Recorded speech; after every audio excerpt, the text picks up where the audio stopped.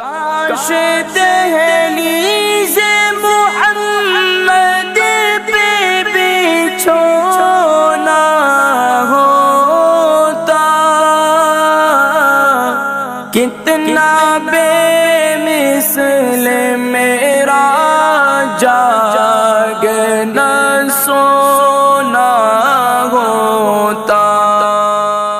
10ویں ربیع الاول شریف کی کیا خاص اعمال اور وظائف ہیں، انشاءاللہ ان کا تذکرہ بھی آج کی نشست میں کریں گے۔ اللہ کا کوئی بڑا انعام نہیں ہو سکتا، اللہ کا اس سے بڑا فضل کوئی اور نہیں ہو سکتا کہ اللہ تبارک و تعالی نے ہمیں حضور اکرم صلی اللہ علیہ وسلم کا امتی بنایا۔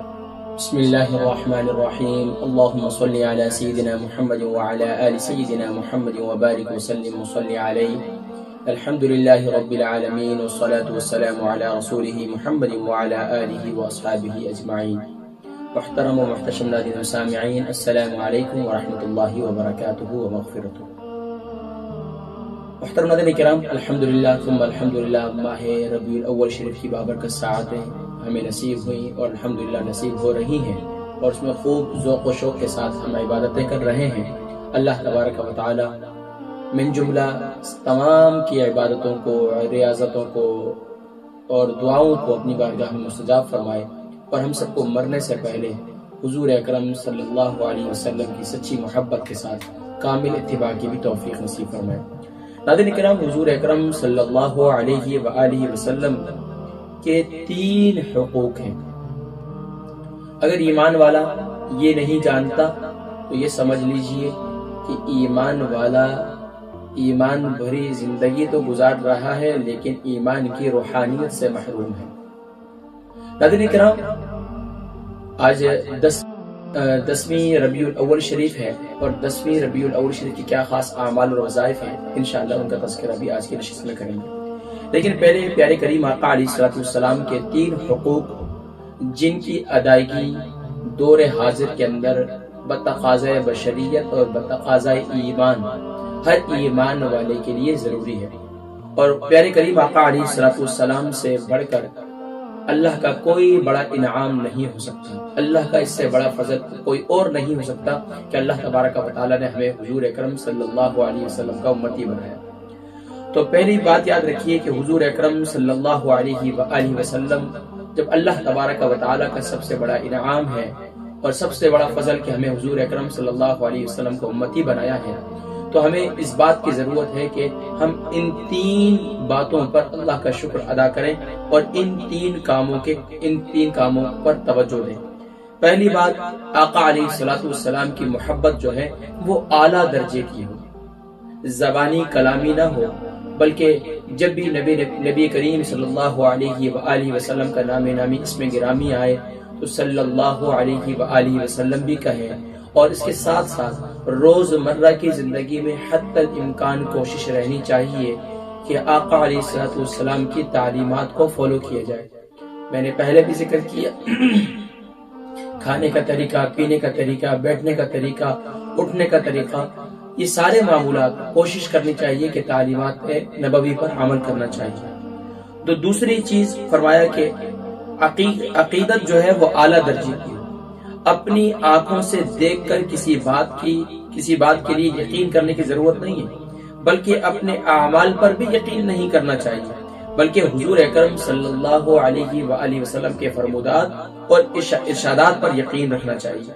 یعنی کہ آقا علیہ السلام نے جو کچھ فرما دیا وہ حق اور سچ ہے، اور ہمارا کوئی عمل ایسا نہیں جو بخشش کا ذریعہ بن جائے گا۔ ہاں، ایک ہی ہے کہ اگر ہماری عقیدت جو ہے نبی کریم صلی اللہ علیہ وسلم سے بہت زیادہ ہے تو ہمیں یہی ہے کہ نبی کریم صلی اللہ علیہ وسلم ہماری شفاعت فرمائیں گے کہ حضور اکرم صلی اللہ علیہ وسلم، ہاں کل ایسا ہو کہ نبی کریم صلی اللہ علیہ وسلم ہمیں دیکھ کر خوش ہو، یہ میرا وہ امتی ہے جو دنیا کے اندر زندگی تو گزار رہا تھا، کیونکہ آقا علیہ السلام نے ارشاد فرمایا نا کہ ایک تعریف فرمائی کہ کچھ لوگ ہوں گے جنہوں نے مجھے دیکھا نہیں ہوگا، جنہوں نے صرف میرے بارے میں سنا ہوگا، اور وہ میرے ارشادات پر یقین رکھیں گے اور وہ مجھ سے انتہا درجہ مجھ سے عقیدت رکھیں گے۔ تو آقا علیہ السلام نے ارشاد فرمایا کہ وہ جو ہے آخری امت ہوگی، اور وہ کیا ہے؟ وہ ہم ہیں۔ ہم نے آقا علیہ السلام کو نہیں دیکھا، صحابہ کو نہیں دیکھا، لیکن ہمارا یقین ہے کہ نبی کریم صلی اللہ علیہ وسلم اللہ کے محبوب ہیں، نبی کریم صلی اللہ علیہ وسلم جو ہے ہمارے پیارے نبی ہیں، سب سے آخری نبی ہیں، خاتم النبیین ہیں، سید المرسلین ہیں، شفیع المذنبین ہیں۔ تو نبی کریم صلی اللہ علیہ وسلم کی تعلیمات پر یقین رکھنا یہ ہمارے لیے سب سے ضروری ہے۔ تو اسی لیے قرآن کریم میں بھی ایسی بات کا ہے نا کہ ایمان والو الف لام میم ذالک الکتاب لا ریب فیہ، جو کچھ فرما دیا حق اور سچ ہے، اس میں ذرا بھی شک و شبہ کی گنجائش نہیں ہے۔ بعینہ نبی کریم صلی اللہ علیہ وسلم کے احادیث طیبات، اس میں ذرا بھی شک و شبہ کی گنجائش نہیں رکھنی چاہیے۔ تیسری بات، آقا علیہ الصلوۃ والسلام کی اطاعت اور آقا علیہ الصلوۃ والسلام کے حکم کی بجا آوری،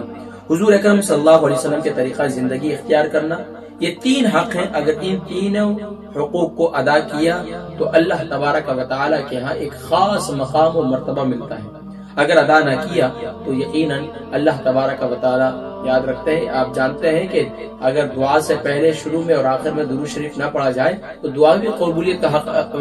دعا بھی قبولیت کے جو ہے وہ درجہ حاصل نہیں کرتی۔ تو جائے کہ ایمان والا نبی صلی اللہ علیہ وسلم کی تعلیمات کو، محبت کو چھوڑ کر، عقیدت کو چھوڑ کر اور آپ کی تعلیمات کو چھوڑ کر وہ جو ہے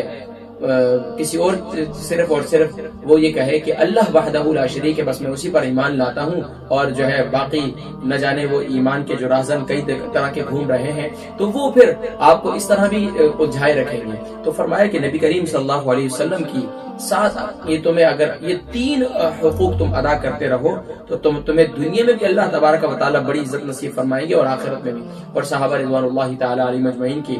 تعلیم، صحابہ رضوان اللہ تعالی علیہ مجمعین کے واقعات میرے اور آپ کے سامنے موجود ہیں، اگر میں اس میں جاؤں تو یقیناً بہت آگے نکل جائیں گے، لیکن حضور اکرم صلی اللہ علیہ وسلم کی اتباع میں صحابہ نے کمال کر لیا۔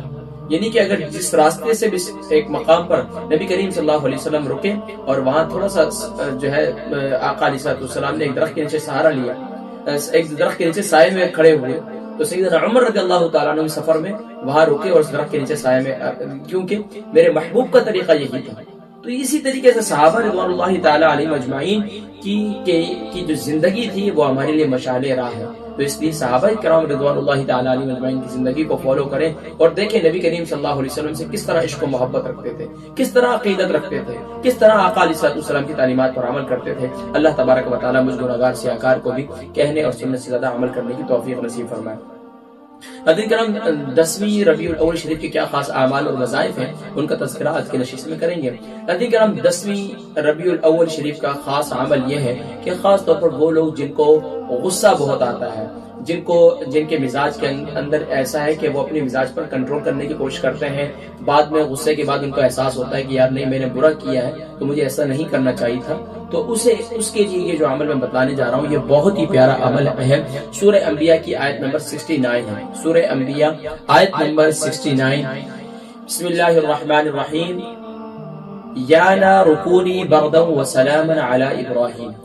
یا نار کونی، قلنا یا نار کونی ہی وہاں سے شروع ہوتا ہے لیکن آپ نے یہاں سے پڑھنا ہے، یا نار کونی بردا وسلاما علی ابراہیم۔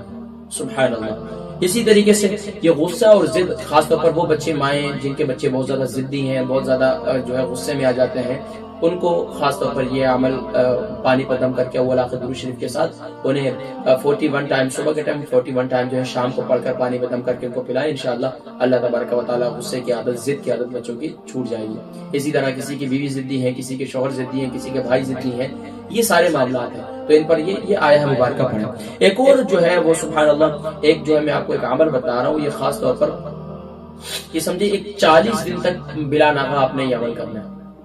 40 دن تک یہ آپ نے بلا ناغہ عمل کرنا ہے، اور وہ ہے سبحان اللہ حضور اکرم صلی اللہ علیہ وآلہ وسلم پر نازل ہونے والی لاریب کتاب قرآن مجید فرقان حمید کی سورہ آل عمران آیت نمبر 134۔ سورہ آل عمران آیت نمبر 134 ہے۔ بسم اللہ الرحمن الرحیم۔ والکاظمین الغیظ والعافین عن الناس واللہ یحب المحسنین۔ 40 دن تک بلا ناغہ صبح اور شام 21 بار پڑھیں، زیادہ نہیں، صبح اور شام 21 بار توجہ کے ساتھ، اور جب پڑھیں والکاظمین الغیظ والعافین عن الناس، جب یہ پڑھیں تو توجہ کریں کہ یا اللہ مجھ میں یہ صفات پیدا کر دے۔ واللہ یحب المحسنین، اور اللہ تبارک و تعالیٰ جو ہے محسنین نیکوکاروں کو پسند فرماتے ہیں۔ تو یہ عمل جو ہے خاص طور پر چلا کریں، اس کا 40 دن عمل کریں، اور اللہ تبارک و تعالیٰ خواتین جو ہے وہ 21 دن عمل کریں۔ خواتین کے مسائل دوسرے ہیں، تو خواتین 21 دن عمل کریں، اور 21 دن کے پھر دو عمل کریں گے، 21 دن کے 2 عمل کریں گی۔ اور جو خاص طور پر جو بزرگ جو ہمارے مرد حضرات ہیں ان کے لیے 40 ڈیز کے یہ عمل ہے، 21 بار سورہ آل عمران کی آیت نمبر 134 جو ہے اسے پڑھ کر دم کریں، پانی پر دم کر کے پئیں، اپنے اوپر دم کریں۔ انشاءاللہ اللہ تبارک و تعالیٰ غصے کی عادت اور غصہ جو ہے یقیناً یہ انسان کے سارے معاملات زندگی کو خراب کر دیتا ہے، حتیٰ کہ گھریلو زندگی کو بھی، بیرونی زندگی کو بھی، معاملات زندگی کو بھی اللہ تبارک و تعالیٰ عقل و شعور نصیب فرمائے، اور ہمیں اپنے معاملات کو بہتر کرنے کی اور اپنے رویوں میں اور اپنے کردار کو بہتر بنانے کی توفیق نصیب فرمائے۔ اپنی دعاؤں میں یاد رکھیے گا 11 ربیع الاول شریف کی کیا خاص اعمال اور وظائف ہیں، انشاءاللہ ان کا تذکرہ اگلی نشست میں کریں گے۔ السلام علیکم ورحمۃ اللہ وبرکاتہ ومغفرۃ۔